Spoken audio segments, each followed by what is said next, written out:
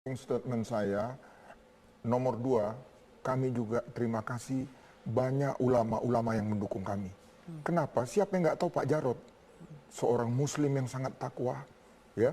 Jadi kami nggak usah khawatir itu, ya. Dan saya tetap mengalir, mengingatkan kepada kita semua, terima kasih kepada Bung Karno, Bung Hatta, dan para the founding father.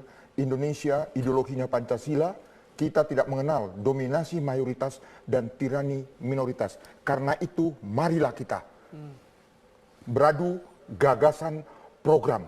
Ahok Jarot sudah memberikan bukti, bukan janji lagi. Jangan Terima mau kasih. kampanye nih. Silakan Bang Iko, statement dari Anda. Yang pertama yang ingin saya sampaikan, kami pertama ingin mengatakan bahwa cara yang harus dilakukan adalah pertama berdoa pada Allah Subhanahu Wa Taala. Karena Allah Subhanahu Wa Taala yang akan menyatukan hati manusia. Jadi koalisi tidak akan bisa terjadi kalau Allah Subhanahu Wa Taala tidak mempertemukan hati-hati manusia. Yang kedua adalah ikhtiar basyariah, yaitu upaya kemanusiaan. Apa yang bisa dilakukan adalah koordinasi, komunikasi, silaturahim, baik itu antara level para pimpinan partai, di level middle manajemennya, bahkan di level grassroots-nya. Saling bertemu, tatap muka, muajah, silaturahim, saling kunjung-kunjungi, sehingga kemudian ada kesatuan hati di antara mereka semua. Ya. Dan dengan demikian maka menjadi mudah bagi kita untuk mengambil satu keputusan, oke, memang kita berada pada satu kondisi psikologis yang sama. Untuk mengusung Pak Anies Pak Sandi menjadi gubernur berikutnya. Oke, baik.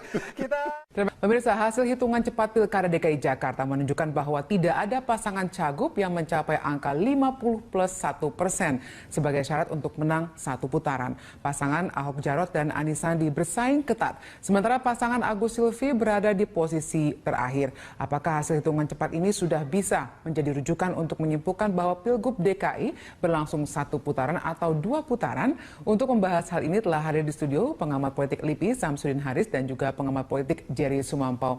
Selamat sore Pak Samsudin, selamat sore Pak Jerry. Terima kasih sudah bergabung bersama kami hari ini. Nah, untuk itu kita akan lanjutkan dialog kita pada hari ini dengan narasumber yang sudah hadir di studio, Pak Jerry dan Pak Samsudin. Kalau kita lihat dari perjalanan panjang selama beberapa bulan terakhir ini, kita bisa lihat ternyata akhirnya hari ini masyarakat Jakarta khususnya itu menyatakan bahwa pilkada akan berlangsung selama masih berlanjut dan akan berlanjut ke putaran kedua. Apa yang kita bisa baca di sini? Apakah memang berarti ada sesuatu yang membuat akhirnya membuat masyarakat akhirnya memutuskan bahwa ini akan terus berlanjut, tidak habis di sini dengan satu putaran saja, Pak Samsudin? Ya, ini menunjukkan bahwa memang Pilkada Jakarta itu sangat kompetitif ya, tingkat persaingannya tinggi sekali. Kita bisa lihat hasilnya, hitungan cepat itu 17, 43, 39 itu khususnya pasangan kedua dan ketiga itu kan tipis sebetulnya.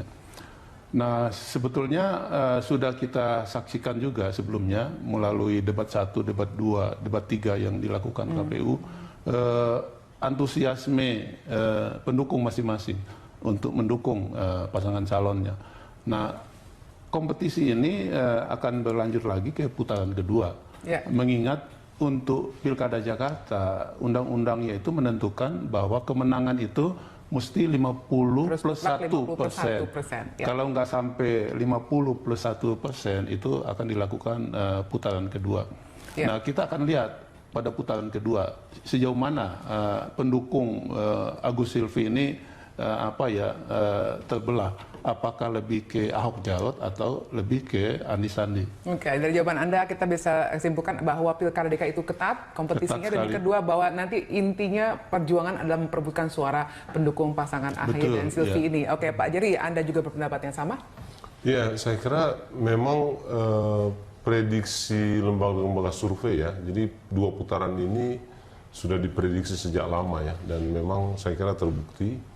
Dan kalau lihat tadi kegembiraan para pendukung, sebetulnya kegembiraan dari, kalau saya mau menerjemahkannya ya, kegembiraan dari proses yang memang penuh tekanan ya. Saya kira tidak hanya pasangan calon yang tertekan, tapi para pendukung juga tertekan dengan proses Pilkada Jakarta ini yang memang tensi politiknya tinggi sekali ya. Jadi sukacita pendukung tadi itu terekspresikan ya, khususnya di antara dua pendukung ya, karena tadi kita lihat di Rumah Lembang ya, tapi di basisnya Sandiaga Anis Sandi juga di kantor pusat partai Gerindra gitu di Ragunan ya, itu suasananya juga sama gitu. Suasananya juga sama. Jadi ini kegembiraan karena sudah ada hasil yang bisa dijadikan patokan untuk masuk di putaran kedua. Dan saya kira ya dua pasangan ini atau tiga pasangan yang ikutan di DKI Jakarta ini memang sudah menyiapkan diri untuk dua putaran gitu ya. Jadi sebetulnya pertarungan utamanya sebetulnya itu ada di dua putaran kalau menurut saya, kalau lihat prosesnya. Karena itu ketika masuk dua putaran kita lihat gembira sekali itu, tidak hanya pasangan calon tapi para pendukung juga saya kira. Oke, nah kalau kita lihat sebenarnya kalau survei 3 bulan yang lalu gitu ya, kita lihat itu selalu posisinya adalah AHY, Silvi, kemudian pasangan calon nomor 2 dan kemudian pasangan calon nomor 3 ada Anis Sandi di situ. Nah kemudian sekarang 1 bulan terakhir terutama kita lihat trennya itu terbalik. Pasangan 1 dan 3 bertukar posisi dan ternyata pada hari ini dikonfirmasi. Apa yang menyebabkan itu terjadi menurut Anda, Pak Jari? Iya, kalau lihat survei memang perkembangan itu terlihat. Salah satunya menurut saya ada juga survei yang dilakukan oleh salah satu lembaga survei yang menunjukkan awal-awal itu banyak orang itu menentukan pilihan terhadap tidak memilih misalnya Ahok ya. Itu karena rupanya tidak pernah melihat secara langsung dan tidak pernah menonton secara langsung video itu. Ini survei yang menarik menurut saya, karena itu angka waktu itu ketika ditanya ya, apakah pernah menonton atau melihat langsung video, itu 70-an% orang itu tidak menonton tapi sudah memberi opini gitu ya. Jadi ini satu yang menarik dan saya kira ini yang menentukan yang menentukan kenapa pergerakan suara nomor 2 itu lambat laun mulai naik ya. Artinya ketika orang DKI itu mulai paham, mulai melihat sendiri ya, khususnya video yang ditayangkan yang terjadi di Kepulauan Seribu itu, mereka lalu mulai memahami dan mungkin yang dulu memilih Ahok kemudian tidak lagi, itu kembali lagi, balik lagi untuk rebound istilahnya dari turun kemudian kembali lagi ya. Makanya kan lembaga-lembaga survei waktu itu agak ada anomali gitu ya, karena apresiasi terhadap Ahok Jarot, kinerja Ahok Jarot itu sangat tinggi, itu bisa sampai di atas 80%. Tapi ketika ditanya pilih siapa, bukan Ahok Jarot yang dipilih itu. Ini sebuah gejala yang agak unik ya dalam proses awal itu. Iya, Pak Samsudin, kalau kita lihat memang kan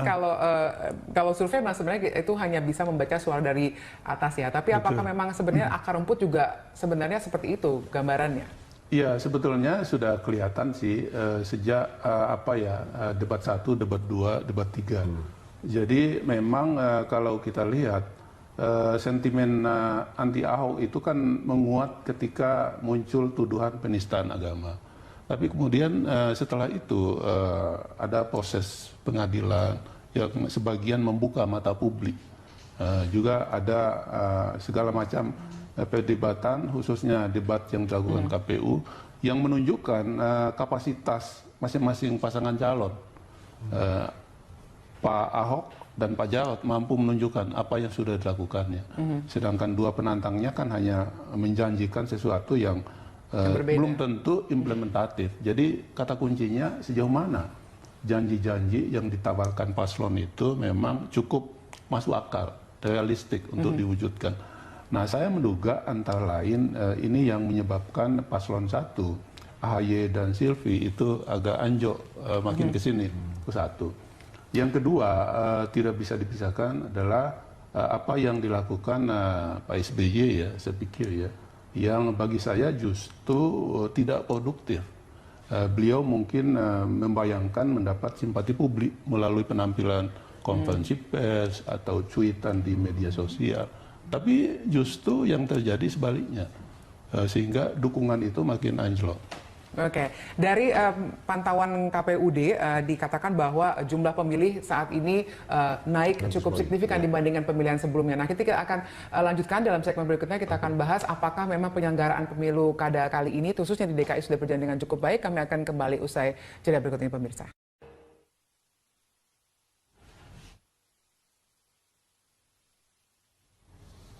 Ya, terima kasih Anda kembali bersama kami dalam dialog spesial report pada hari ini mengenai Pilkada DKI 2017. Kita lanjutkan dialog kita bersama Bapak Samsudin Haris dan juga Pak Jerry Sumampo di studio.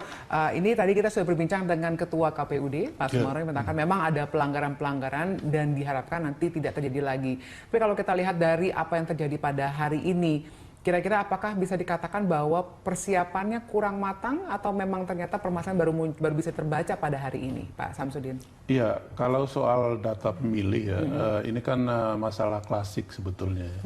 Jadi ini sumbernya adalah kita belum atau tidak memiliki data kependudukan tunggal ya sampai saat ini, walaupun sudah ada iktp dan lain sebagainya. Itu kemudian berdampak pada manajemen data pemilih, sehingga selalu saja muncul setiap pilkada, setiap pemilu. Nah, ke depan mestinya ini diantisipasi sungguh-sungguh lebih serius gitu ya. Kenapa? Sebab menyangkut hak politik setiap warga negara. Nah, selain itu juga kadang-kadang dalam pilkada itu mudah-mudahan di Jakarta tidak muncul ya, ada pemilih hantu ya, pemilih yang namanya ada tapi manusianya nggak ada. Ini banyak faktor akibat updating data itu tidak dilakukan oleh petugas, bisa juga akibat mobilitas penduduk untuk pindah tempat itu tinggi sekali. Baik, Pak Jerry, dari pemantauan Anda selama perjalanan dari mulai kampanye sampai dengan saat ini, kemudian ternyata banyak ada permasalahan ditemukan pada hari ini. Apa kemudian catatan yang menurut Anda harus diperbaiki? Iya, kalau lihat yang tadi Pak Marno kemukakan sama dengan yang sebetulnya saya kemukakan di awal ya. Saya kira masing-masing soal itu punya catatannya ya. Misalnya begini, rupanya mungkin nggak ada koordinasi antara KPU dengan pihak TNI ya, karena katanya pemindahan TPS dari kompleks-kompleks tentara yang terjadi di Berlan ya, tadi yang dicontohkan dan mungkin tempat lain juga, itu memang atas perintah Panglima ya, supaya segera dipindahkan karena tadi malam mau dipasang oleh petugasnya di tempat-tempat yang sudah biasa. Jadi mungkin di sini koordinasi antara KPU dengan pihak TNI yang memang harus diperhatikan ya, tidak terduga ya. Nah, kalau soal tadi Pak Marno juga mengungkapkan ada kekurangpahaman dari petugas KPPS yang tidak mengizinkan orang memilih dengan tidak membawa formulir C6, padahal bisa sebetulnya. Orang dengan KTP aja bisa kok, C6 nggak bisa gitu ya. Jadi ini mungkin karena pelatihan-pelatihan atau koordinasi dengan petugas-petugas KPPS yang pemberian pemahaman ya, yang mungkin kurang maksimal. Nah, kalau soal data pemilih, sebetulnya yang kelebihan data pemilih itu sudah semestinya KPU sudah bisa menduga, karena seingat saya dulu waktu mulai pendataan awal-awal Pilkada DKI dimulai, memang sudah bermasalah pendataan KPU di daerah-daerah yang apartemen ya. Gitu, karena orang-orangnya itu susah ditemui untuk verifikasi ya. Sementara kan kita tahu mobilisasi orang ke tingkat ke hunian-hunian seperti itu juga sangat tinggi gitu ya.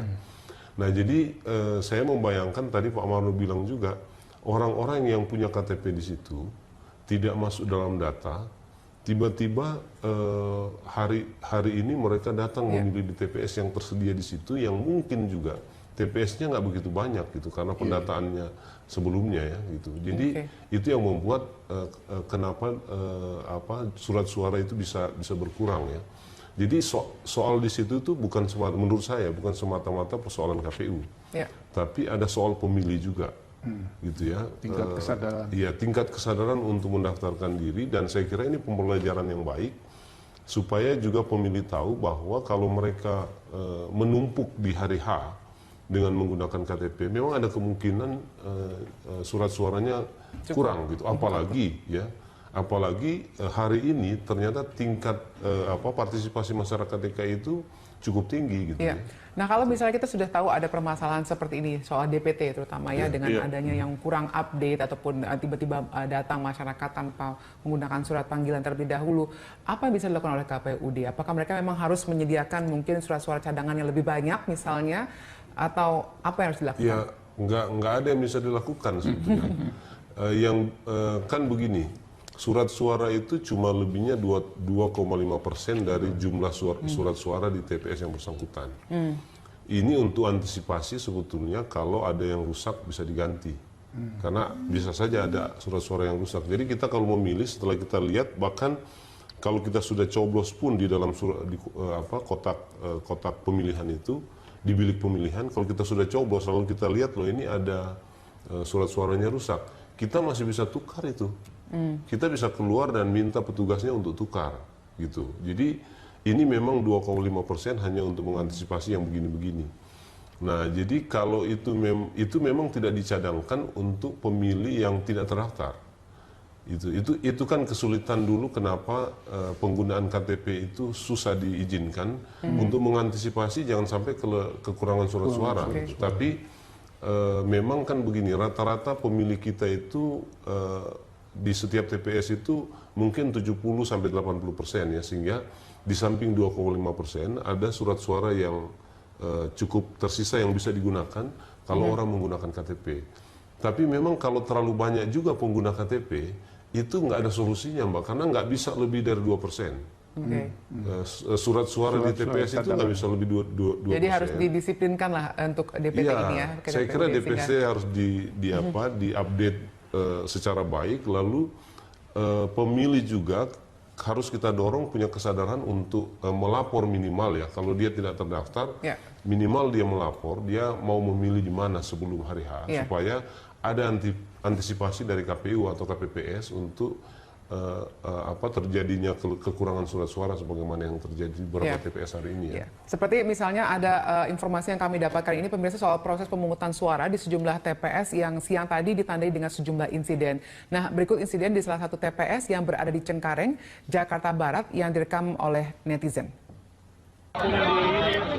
Tadi kami disuruh baris lagi, katanya pemilih, tapi sekarang alasannya habis waktu, karena udah jam 1. Gara-gara ngomong alasannya, ngomong sama kita. Tidak ada satupun yang coblos tadi. Wah, sengaja ini. Muka-muka kecurangan. Tolong share. Tolong kabarkan Ahok. Tadi udah oke, sekarang bolak-balik muter perkataan. Konyol. Ini juga orang ini semua. Ini dari jam 10. Surat suaranya yang belum dicoblos tahan. Tahan surat suaranya. Rusakan. Itu bisa lobangin itu. Itu rusakin, kita laporkan. Harus vote ulang. Lobangin. TPS 98 harus vote ulang. Tolong yang bisa lapor, tolong laporkan. TPS 89, TPS RT 7, RT 6 juga tadi kacau semua. Banyak yang dilempar kemari. Tadi waktu jam 11 dilobangin. Ya, TPS 90 juga sama. Cengkareng semua dicurangkan. Ya betul. Kalau mau Pak, kita mau tanya solusi. Lagi itu. Kertas suara ditahan. Alasan aja maksa. Tolong di-share biar banyak yang tahu.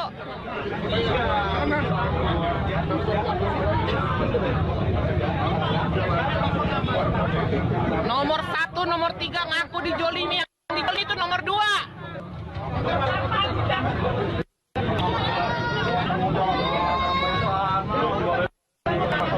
Masalah nih kan. 300 orang. Ya, pemirsa, itu adalah video yang dibuat oleh seorang netizen yang kami dapatkan pada hari ini. Antara karena menggambarkan adanya ketidakbisaan masyarakat di wilayah Cengkareng, Jakarta Barat tersebut untuk bisa memilih. Tapi mungkin itu hanya satu dari sekian banyak kasus, karena kami juga mendapatkan informasi ada beberapa daerah lain juga tidak bisa memilih. Nah, kita kembali lanjutkan dialog kita, pemirsa. Pak Jerry, kalau kita lihat itu tadi kan satu contoh ya. Apakah menurut Anda kemungkinan seperti ini bisa terjadi di banyak tempat? Bisa Apa yang menyebabkan itu? Karena itu tadi tingkat partisipasi agak tinggi ya, artinya semangat masyarakat DKI memilih itu besar. Tapi Mbak Farli, kalau kita lihat kasus tadi, itu belum tentu kesalahan KPPS. Itu belum tentu kesalahan KPPS. Ya, jadi tentu begini, hak pilih orang semestinya harus difasilitasi. Yeah. Tapi pemilu itu kan ada aturannya ya, ada batas-batas tertentu di mana memang menjadi sulit untuk memfasilitasi. Misalnya kalau surat suaranya kurang, gitu ya. Apalagi juga misalnya begini, kalau yang datang banyak di atas jam 12 sampai jam 1 gitu ya, sementara yang lain juga masih ada, bisa jadi seperti tadi ada ibu bilang itu waktunya kurang gitu ya, waktunya selesai jam 1. Jam 1 memang TPS harus ditutup. KPPS tidak bisa melewati itu, gitu ya. Jadi tutupnya tentu semua didaftar dulu. Kalau antriannya banyak ya, dia tutup dulu. Semua yang mendaftar sudah oke, baru dilanjutkan pemungutan suaranya sampai semua yang mendaftar itu, semua yang terdaftar selesai. Jadi tutup bukan berarti ini masih ada yang ngantri udah ditutup. Enggak. Tapi kalau lihat yang ini kan ketika mereka datang memang TPS-nya sudah ditutup ya. Nah, inilah kepentingannya kenapa harus mendaftar. Nah, memang sekarang begini, ada gejala yang mulai menguat di kalangan masyarakat. Karena soal-soal administrasi ini agak enggan masyarakat perhatikan ya.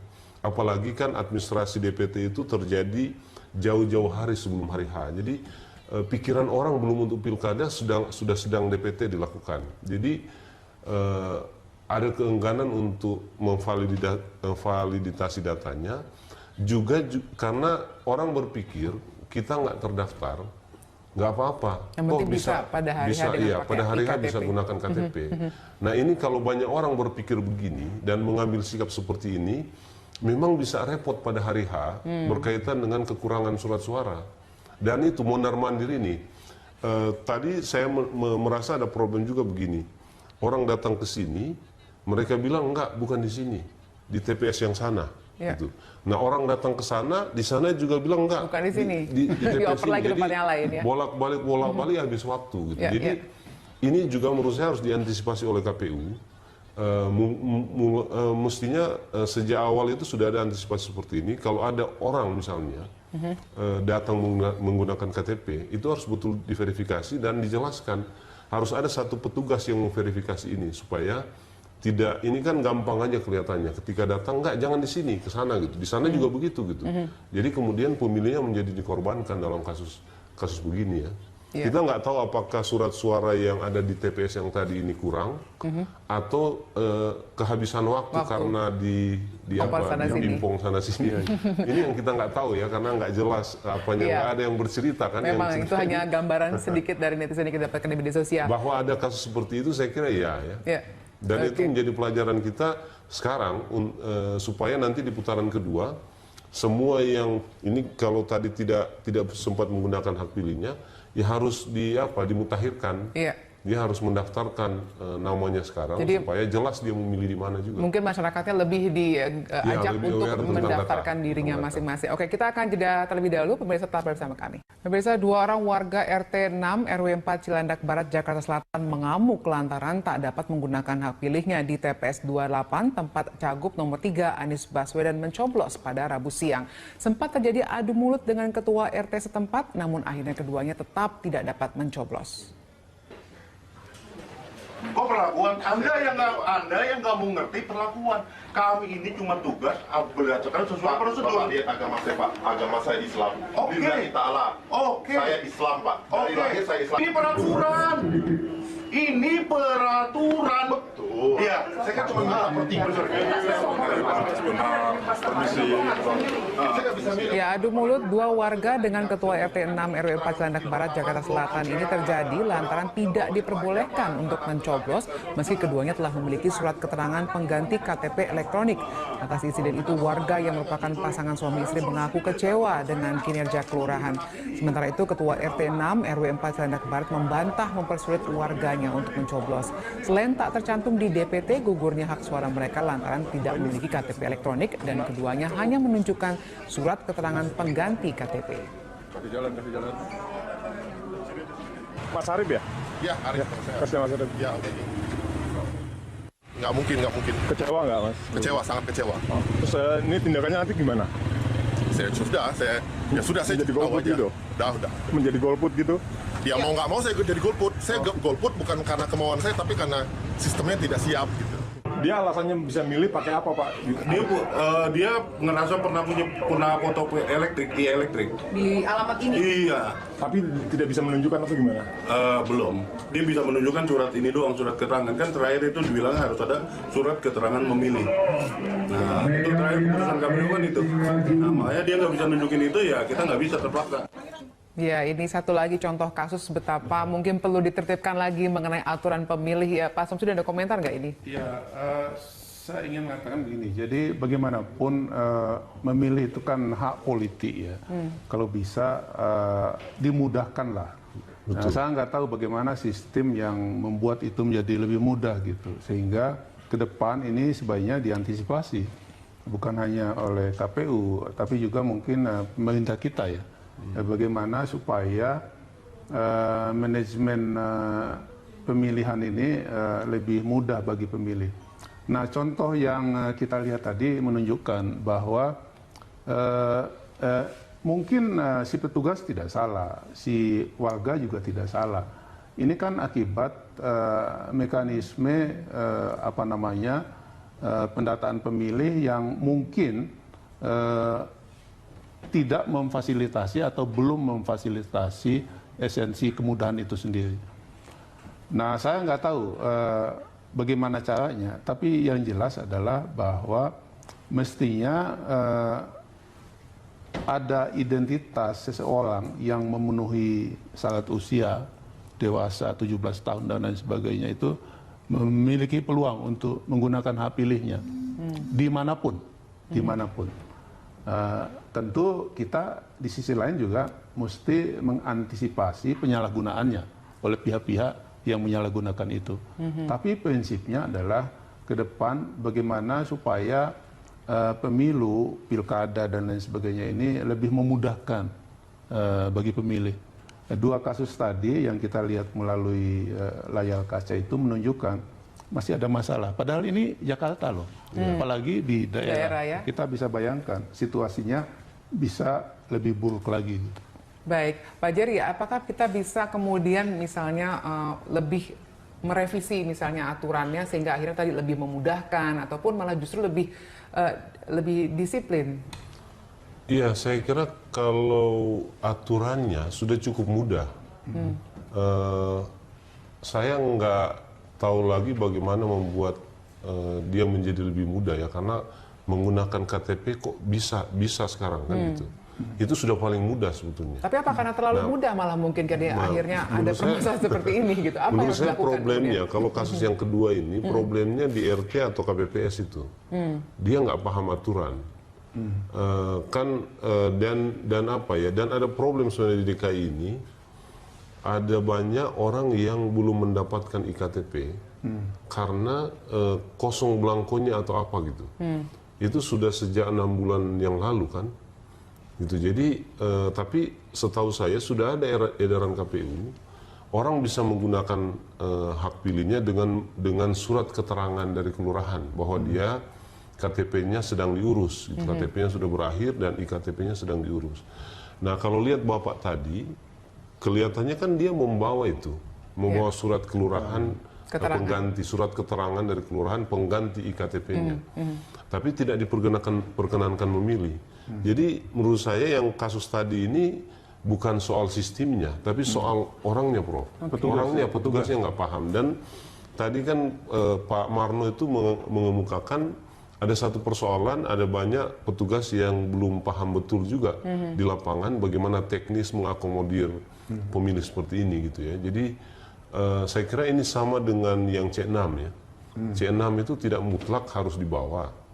Dan kalau orang tidak punya iktp karena sedang dibuat iktp-nya, dan kita sudah tahu dari berita-berita dan sudah ada publikasi dari Kementerian Dalam Negeri juga bahwa memang sejak 6 bulan yang lalu belangko iktp itu kosong. Jadi memang orang yang mengurus iktp belum mendapatkan itu dan di kelurahan diberikan surat jadi keterangan berarti dalam hal pengganti ini KTP. KPUD bisa dikatakan harus lebih giat lagi Saya untuk kira memberikan sosialisasi pemahaman kepada petugas-petugas sosialisasi pemahaman kepada para petugas ya, khusus yang berkaitan dengan hak pilih tadi. Bimbingan teknis itu Ya, mesti bimbingan lebih masif lagi. Iya, saya kira di situ problemnya tadi ya. Kalau lihat kasus-kasus ini dan penjelasan Pak Marno kan sudah diakui bahwa ada problem di hal-hal yang sifatnya administratif ya, khusus berkaitan dengan bagaimana mengakomodir hak pemilih gitu. Iya, nah mungkin nih kalau kita misalnya ada pembicaraan mengenai putaran kedua dengan waktu yang cukup panjang ini, bisakah kemudian ini bisa masalah-masalah seperti ini bisa diminimalisir atau bahkan tidak terjadi di pilkada berikutnya? Semestinya bisa. Kan lingkupnya ya kalau Jakarta ya lingkupnya kan tidak begitu luas lah, bukan Indonesia gitu. Kalau Jakarta artinya daerahnya sudah muda lah, daerahnya jauh lebih muda. Ya kecuali Kepulauan Seribu ya. Mungkin DKI ini yang bermasalah cuma mobilitas penduduknya saja. Kalau dari akses kan wilayah DKI itu udah dengan mudah bisa dijangkau, tapi mobilitas pemilih ini kan gitu orang datang tiba-tiba. Nah putaran kedua ini Mbak Valerie akan ada update data lagi, pemutakhiran data khusus berkaitan dengan pemilih pemula, gitu, atau orang yang pindah. Jadi pemilih pemula kan nanti akan ditentukan kapan waktu putaran kedua, sudah ada sebenarnya, saya lupa kapan. Jadi orang yang 17 tahun di hari itu bisa memilih meskipun hari ini dia tidak memilih. Iya betul. Jadi PR-nya ada lagi ya untuk itu ya, untuk pemutakhiran data. Ada pemutakhiran data meskipun tidak selama yang kemarin ya. Ya, meskipun Pak Sumarto tadi mengatakan belum positif untuk bisa dikonfirmasi ada putaran kedua, tapi hasil quick count kan sudah mengatakan kebanyakan ada putaran kedua untuk pasangan yang maju. Nah, kalau dari situ kita lihat kira-kira pendapatnya bagaimana kalau misalnya nanti mereka harus ada putaran kedua dan memperebutkan suara yang tersisa dari pasangan yang tidak masuk ke putaran kedua itu bagaimana peluangnya? Siapa kira-kira yang paling bisa merebut hati mereka, Pak Samsudin? Iya, saya pikir kalau melihat basis massa AHY, Silvi dengan Anies Sandi itu kan tidak jauh berbeda dalam pengertian kubu anti Ahok ya gitu ya. Nah oleh sebab itu saya pikir ini tergantung pada apa yang bisa ditawarkan oleh kubu Anies Sandi kepada kubu AHY. Nah walaupun demikian kita juga tahu bahwa hubungan politik antara SBY dan Prabowo itu mungkin tidak begitu mulus ya, tidak begitu mulus. Nah akan ada komitmen-komitmen di antara dua kubu ini untuk katakanlah saling bekerja sama dalam memenangkan pilkada Jakarta putaran kedua. Itu otomatis tidak kira-kira bisa kita katakan kalau misalnya tadi pemilih AHY ini akan beralih ke... Saya kira tidak otomatis, sebab bagaimanapun memilih itu kan kebebasan individual setiap warga negara. Jadi bisa saja elitnya mengatakan akan bekerja sama untuk mendukung Anies Sandi, tapi pemilih atau masa pendukungnya belum tentu sepenuhnya demikian. Nah kita akan lihat apakah sebagian besar lebih ke Anies Sandi atau mungkin ke Ahok Jarot. Oke, tapi kalau kita lihat sebenarnya karakternya pemilih AHY itu seperti apa, Pak Samsudin? Apakah kita kemudian bisa petakan sehingga lebih mudah membaca kira-kira mereka akan kemana memindahkan suara atau dukungannya? Iya, kalau kita mengikuti ya hasil sejumlah survei yang dilakukan oleh lembaga-lembaga survei, sebetulnya karakter pemilih AHY itu ya tidak begitu jauh berbeda dengan pemilih Anies Sandi. Walaupun mungkin ya pemilih AHY itu lebih berusia muda ya. Mungkin melihat sosok Agus yang katakanlah mewakili atau merepresentasikan kaum muda, sehingga lebih banyak pendukungnya kaum muda. Nah, kalau kita lihat hasil putaran pertama ini, di mana AHY Silvi itu agak merosot ya pendukungnya, sangat mungkin kubu AHY Silvi tidak mampu menjanjikan sesuatu yang lebih baik ketimbang Anies Sandi dalam menghadapi Ahok Jarot gitu. Oke, baik Pak. Oke. Baik, Pak Jerry dan Pak Samsudi, kita harus break dulu. Nanti kami lanjutkan dialog kita. Pemirsa tetap bersama kami. Ya, tadi konferensi pers yang dilaksanakan di kediaman Ketua Umum PDIP, Megawati Soekarnoputri, mengenai hasil Pilkada DKI 2017 yang dilaksanakan pada hari ini. Ya, kita lanjutkan dialog kita, pemirsa. Pak Samsudi, kalau kita lihat tadi juga dalam pidatonya, Megawati mengatakan ada pelanggaran, diantaranya banyak warga tidak bisa memilih, kemudian juga tadi diharapkan putaran kedua juga bisa lebih baik. Itu komentar Anda dulu bagaimana?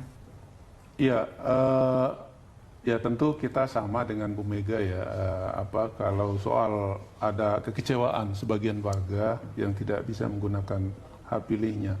Nah, ini penting sekali diantisipasi oleh KPU dan lain-lain ya, jajarannya. Sebab bagaimanapun kehilangan hak pilih itu sesuatu yang tentu saja menyakitkan bagi warga yang sudah datang mulai pagi, nunggu sampai siang, tapi ternyata tidak bisa menggunakannya. Nah, yang saya ingin tanggapi adalah respon cepat pimpinan partai politik. Padahal ini kan masih hitungan cepat ya. Jadi kita melihat hasil pilkada ini kan hasil yang sangat sementara ya. Metode hitung cepat yang dilakukan oleh lembaga survei. Nah, hasil finalnya tentu nanti oleh KPU. Nah, walaupun demikian, ini juga mungkin menjadi pelajaran bagi kita ke depan. Bagaimana supaya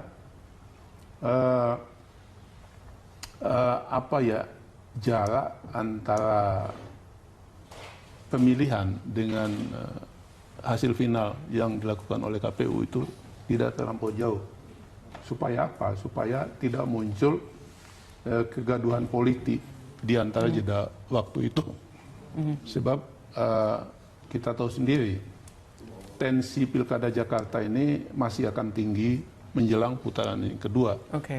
Baik. Sehingga segala sesuatunya mesti diantisipasi. Baik, Pak Jerry, silakan komentar Anda sebagai closing statement, kira-kira apa yang tadi tanggapan tadi? Saya kira kalau kita lihat banyak persoalan berkaitan dengan daftar pemilih, menurut saya KPU memang harus memberi konsentrasi lebih tinggi untuk pembenahan data pemilih ya. Apalagi memang biasanya begini, di daerah-daerah yang tensi politiknya tinggi antara satu pasangan calon dengan pasangan calon yang lain, ada kecenderungan memang masyarakatnya lebih antusias atau lebih semangat ya. Jadi saya kira ini satu catatan yang penting. Ada banyak kelemahan kalau lihat dari cerita-cerita yang beredar di media sosial sekarang tentang tentang data pemilih ya. Lalu yang kedua, saya kira juga yang harus diperkuat oleh KPU sekarang adalah bimbingan teknis kepada penyelenggara pemilu di lapangan ya, karena kita masih melihat dari kasus-kasus yang ada ini banyak yang tidak paham ya, banyak yang tidak paham tentang aturan-aturan teknisnya, sehingga sedikit banyak juga menimbulkan kerawanan di TPS, bahkan tadi ada sampai harus berantem dan lain-lainnya.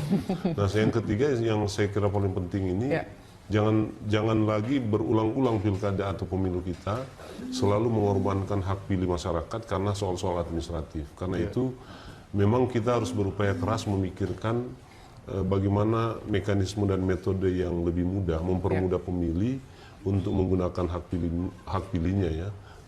Tidak lagi kehilangan hak pilih karena soal-soal yang sifatnya administratif. Baik, kita harapkan juga demikian bisa berjalan lebih baik lagi pilkada berikutnya. Putaran kedua khususnya, kalau ada putaran kedua. Kita tunggu hasil real count dari KPUD. Baik, terima kasih Pak Jerry, terima kasih Pak Samsudi sudah bergabung bersama kami hari ini. Dan pemirsa, demikianlah dialog dalam spesial report Pilkada DKI 2017 pada hari ini. Kami akan kembali dengan program spesial lainnya dalam program Connect 360 setelah ini.